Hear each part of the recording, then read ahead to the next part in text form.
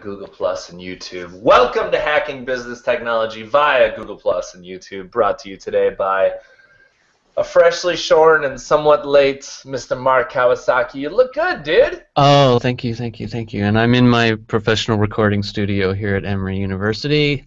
I had to kick out a grad student, and she wasn't too pleased with that, but, it's okay. You never know what's going to be underneath the beard after you go back. So that's too bad. You sort of had to affect your profit stream, your revenue stream there for the podcast. That's quite a sacrifice. I know.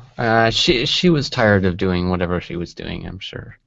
So let me ask you something, and this is just an idea that someone passed by me the other day, and I don't really know what the market feel is for it. Are there organizations out there that are willing to accept free services and free products, like from companies, just to test them, like to do a proof of value or a proof of concept? Are there companies out there? Is Emory one of those companies or one of those universities that tries new things as proof of value, as a proof of concept? What do you think? What's your take on that? I think universities in general kind of lean that way. I hear lots of stories about universities being actually more cutting edge than most places because they're always trying new things, and they get deals as a result of being willing to enter into those arrangements, and just being academia in general gets some deals sometimes. So yeah, I mean, kind of experimentation and that sort of thing. I don't know, money means something different in the university system in general, so. Oh, interesting. That's beautiful. That's a strong value if it can compete against money. Like the higher good. I get it. Education. No, I totally understand. My mother is an educator. My wife is an educator. I totally understand. They don't get paid much, and they do great things. So. Well, yeah, I mean, especially when you're in a research institution, sometimes you can come up with good value, a good proposition, and just go get money. It's crazy. It's a terrible way to build a budget. Terrible. But no, that makes sense, and maybe that's a way for higher ed to actually gain a competitive edge, is to really just say, like, listen, we'll try out stuff and just be open to that, and then that sort of fuels the grant system or supports the grant system in such a way that it's more effective, the better investments, hopefully. Yeah, I mean, sometimes we entered into a very cutting edge network topology.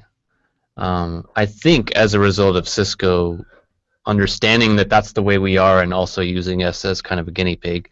That's difficult to pull off when you have a healthcare business that people's lives depend on the network being up. So what was your experience like? What would you say? Would you do it again? That's the question. No. Okay. I at least that's my take. I don't know if others would agree, but it's difficult to get that a clear understanding of the business voice. It's easy to go off the rails and say that cutting edge could mean higher resiliency. At the same time, if it's problematic because it's so cutting edge, you're going to end up causing more problems and losing more money than you saved. So. Yeah, that's a difficult risk. It's a very difficult. It's secondarily difficult because you're not only risking the decision to do it, you're risking the investment. You're basically just throwing caution to the wind and just trying new things, which can work in some situations. But I like it'd be really nice if, and I'm sure Emory does, have some specific business services that can be provided, specifically, like differently than everything else, like billing. That's a great business service to test stuff on, because students would like a delay in billing. That would be fantastic. Yeah.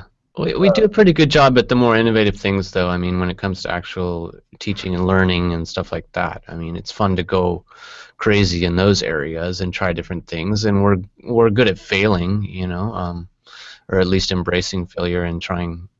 On the community space, we've tried a lot of different things, and something new every year. Luckily, your students are new every year, at least for the most part. So Yeah, celebrating failure is difficult, but man, is it ever good for culture? If you can accept that stuff, I mean, between agile and just celebrating failure, if you can do that in your culture, those two they're like the low hanging fruit that a lot of people really want. Yeah, I mean, I wonder, speaking of failures, Google Glass this week was canceled.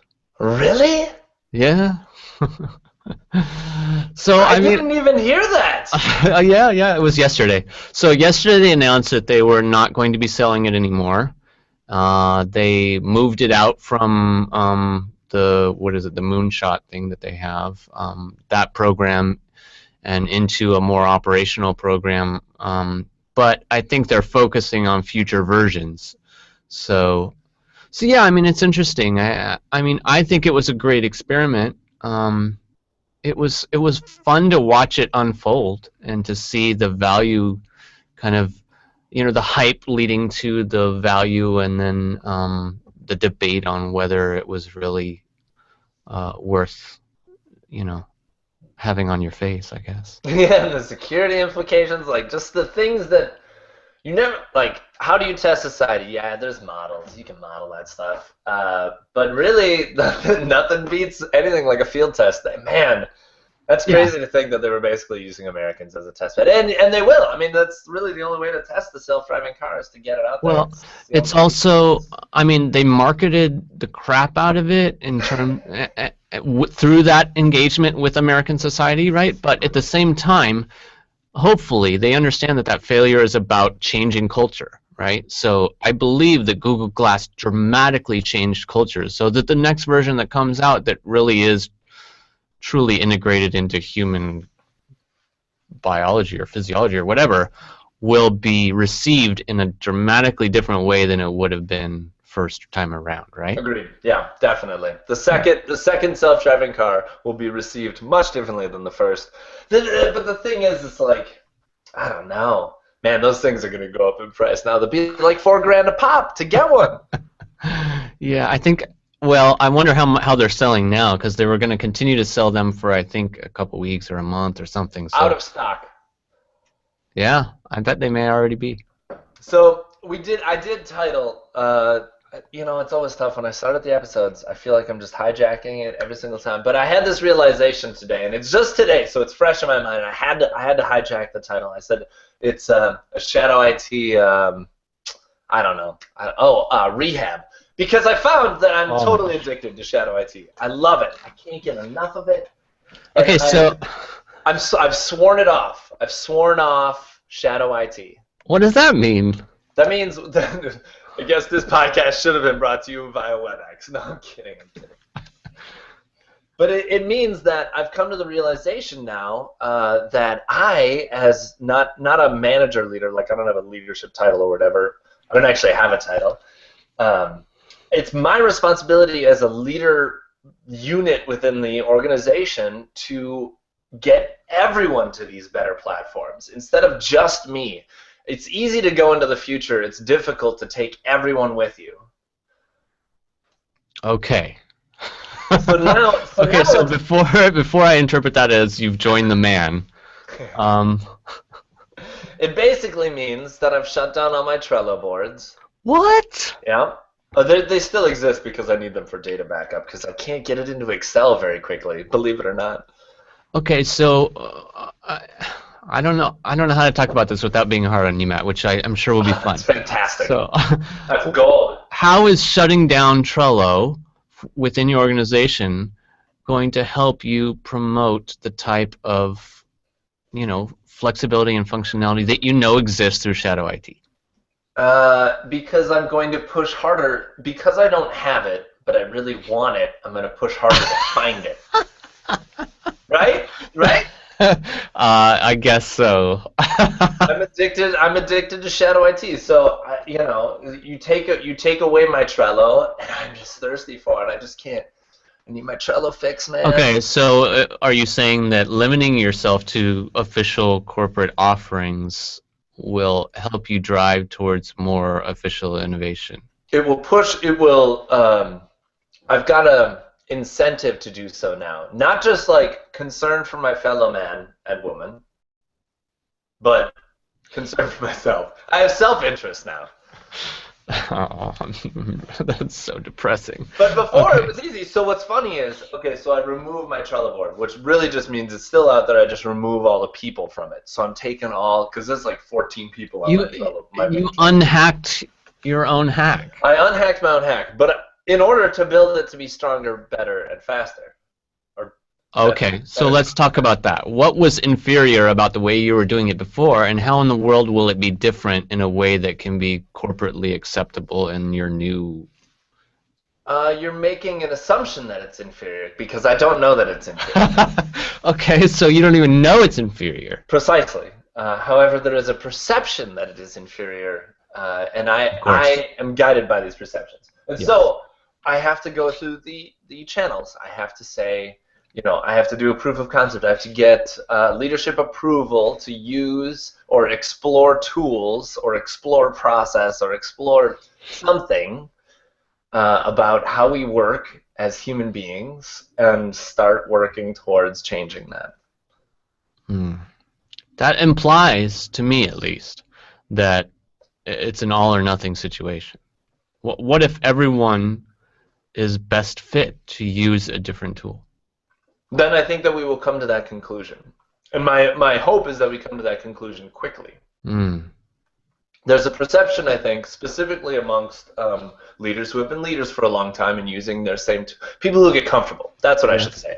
People who have gotten comfortable in their tool set hear terms like collaboration system or threaded conversations or whatever, and they hear something different than what I think I'm saying to them. And so now I'm taking a different approach and saying, look, I want to, like, I'll go into a detail. Like, I want to track the time that I spent updating this Word document. Can we put that into our ERP system, our ITSM system, whatever you want to call your system?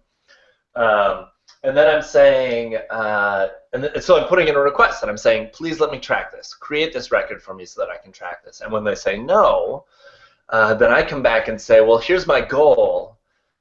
Here's my objective. Here's what I'm trying to do. I'm open to suggestions for other things, or I'd like permission to explore and research this and provide you with my wealth of information. Blah blah blah blah blah blah blah. Do you think that will be effective, Mr. Kawasaki? Yes. No. That's the lesson you learned 10 years ago.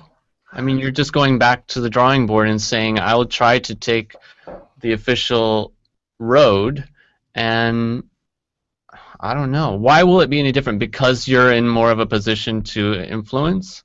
Because there will be greater adoption. Yes, because I am in a position to influence because I'm loud. And people listen to me sometimes. But also because so many people were on this Trello board. So immediately, like, the VP of sales calls and he's like, hey, what's going on? Like, why are you pulling this access? This thing is awesome. This is the best ever. It's the best tool for tracking your tasks, your time, and everything that I've ever seen.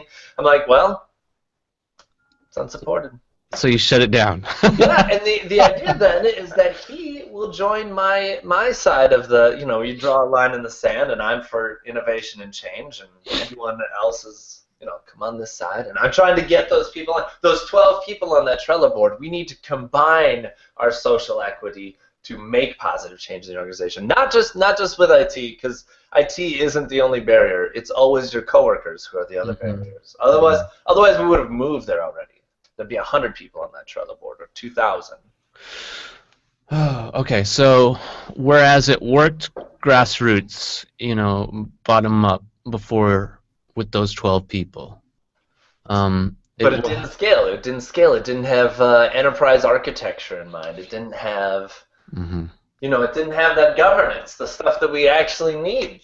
And I hate to say that we need it, because I don't truly believe that it needs to be as heavy as we've made it in the past. However, there's still value in it. Yes, we need governance, we need standardization, that's why we're in IT service management. However, we need innovation as well. It's just hard to believe that it's not one or the other. It's just funny to be a customer of the I want a platform conversation. You know what I'm saying? Yeah. It's funny to be on that side and to say, like, look, I've got I've got all these services that I can offer to our company and to our clients, and I want to be able to display them in a catalog-like format so people can request them from me and understand the level of effort, the cost, the time, the duration, what the project plan looks like. And then when they buy it from me, it goes on my to-do list, and you can track that, and you can track how long they had to wait, and track all the data and all that. Okay, so let me ask a difficult question then. Okay. If there weren't certain people who did have a different approach or a different view on those types of things, would you still feel it was the right thing to do? No, but I think it's the right thing to question whether it's the right thing to do. Hmm. I want us to look at it objectively. It's a lot of times it's the reason that people get consultants in is to get that third party view. But I think a mature organization, I hope, can do that without a consultant. But it's all about trust and your culture, so that's what you're always working within, always. So you can just hire me. I'll come over. I'll say you really need to go back to that Trello board, and everyone will be happy. Here's $20,000. There's my dog. Don't really take it. No, I mean you have some good points. If you have a kind of grassroots thing, you're not thinking about potential integrations that are in the best interest of the company long term. You're not thinking of scalability, those types of things. You're not thinking about including everyone either, perhaps. Yeah. And we certainly don't want to exclude. Yeah, so I guess I've joined the dark side, I guess. But, I guess the thing is, okay, so I tweeted this out. I tweeted out my revelation that it displaces demand. Shadow IT displaces demand. And I shouldn't have said displaced, because what I should have said is like misdirects or something. And my brother corrected me. Thank God people actually listen to me and correct my... Because otherwise I would have this misperception. I would say that to someone, actually. I would say that it displaces demand. And I think he's right. What it does is it actually adds to demand, but it's not through a demand management channel that's easy. It's not the correct way to demand things. And so IT, as a result, you put in a shadow IT system, and then IT ends up having to support the system. But I do believe there's a model that can adapt to that type of shadow IT. There's a company model that could harness that and make that its own demand channel. Yeah, that makes sense. I buy that. But I think it'd be difficult. Okay, so here's what has to do. A lot of things have to scale then, right? So I like Office Online now because it's a lot like Google Docs. You heard about it last week. I actually hate it because the feature set totally stinks. But you're editing Word docs live with other people, and I think if I could just say, "Hey, legal, read this EULA, check it out. Is this service okay? Is that checkout? EA, Enterprise I won't use acronyms. Enterprise Architecture. What do you think? Good. Yeah. Security team. Good. Leadership. Good. All right. Does it integrate with these services? Fantastic. I can update all those, and then approved." Right. But then, what about when it breaks? That's what everyone just freaks out about. Oh, what about when it breaks, Mr. Mark Kawasaki? Who are we going to pay to fix it? And that's where that $20,000 comes in. Yeah. I mean, there's a point where shadow IT gets complex enough that it needs its own ITSM. That's true. Yeah. But the interesting thing about shadow IT is it constantly moves forward away from settling into ever needing that type of operational support as well. I don't know. Yeah, I guess we'll just give it to the cloud. We'll just give support to the cloud.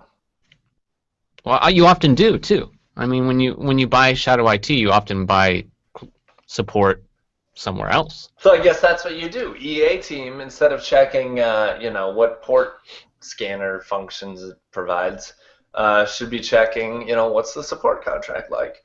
Who can I call? Well, yeah, I mean, it's a common problem. People want cloud services, but they also want to manage it as if it's internal, which is really silly because you're paying for a certain service and then you want to pay to provide it yourself as well. It's It the just travel department not adopting Airbnb. They lose millions of dollars booking through hotels only, millions upon millions of dollars booking through hotels only, and they need a support staff because booking through hotels is terrible. Where you could just say, "Here's your corporate credit card, use Airbnb. mm-hmm. Don't be stupid." Yes. Someday, Mark, we will invent that company. We'll call it Zappos V2, I guess. Wow. Well, I would love to hear kind of, As that progresses, yes, and how things are going. I mean, I know you're an honest guy, and if you feel stifled, I know you'll share that. I mean, that's the thing. But it's a great exercise. If you feel stifled, then everyone will feel stifled, and that's what we should be talking about anyways, right? yeah, exactly. Yeah, I found that when I get frustrated, opening my mouth can actually be a good thing sometimes. It's pretty rare. But then also, it's about finding teammates that can join arms with you because one of my, I'll call him a business partner, but he's a coworker. He he removed barriers right away. He was like, "Oh, you need this, this, and this. You need to talk to these people." And he was like, "Here's a link to the VM and the password, and it's just like everything that you want." Bing. I was like, "Oh." And so I think like just being open about what you need and asking for what you need is sort of like the first step. And if IT's Okay. not having that conversation with you, sometimes it's really hard to start that conversation because they're already putting out so many fires. So Okay. So IT, yeah. So open you office hours. so you've set it up now so that you're going to ask.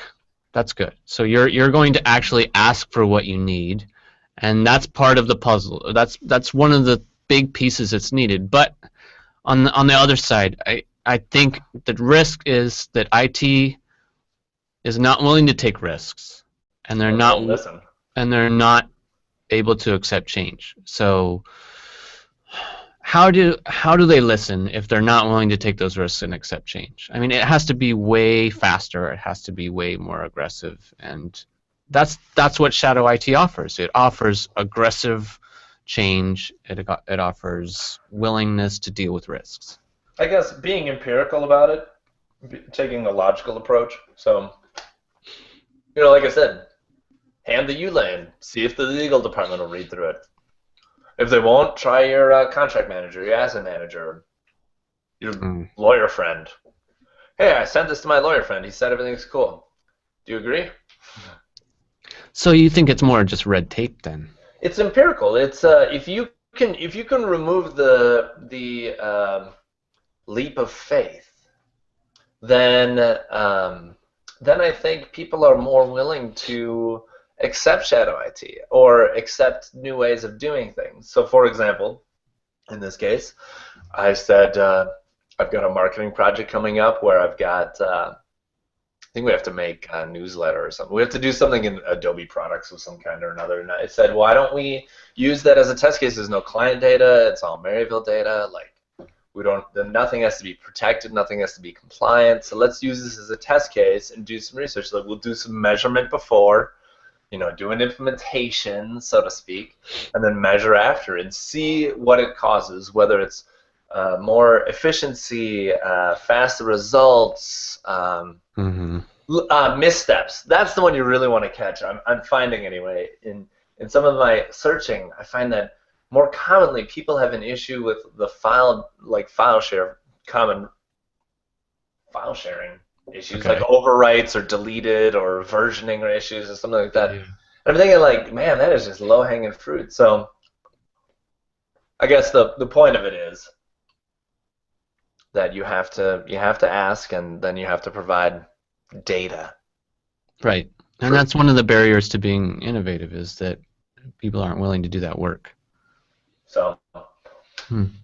that's how you hack business technology. You have two ways now. You can hack it or unhack it. You can hack it or unhack it, and then ask for what you need. Start that conversation. If you're in IT, make sure you're listening. Make sure you're taking time to listen to Yeah. other people. And reach out, you know. You know who your pain points are. You know who your painful customers are. You know who your painful business partners are. Your leaders, CIO, directors, managers, should be reaching out to their peers within the organization to figure out what the pain points are, just to listen. And make them listen. Don't let them talk. Tell them to shut up and take notes. Don't really do that. You might lose your job. But that would be a good way to hack business technology. So That's beautiful. have a good week, everyone. We'll see you. Thanks, Mark. All right, thank you. See you later, everybody. Adios.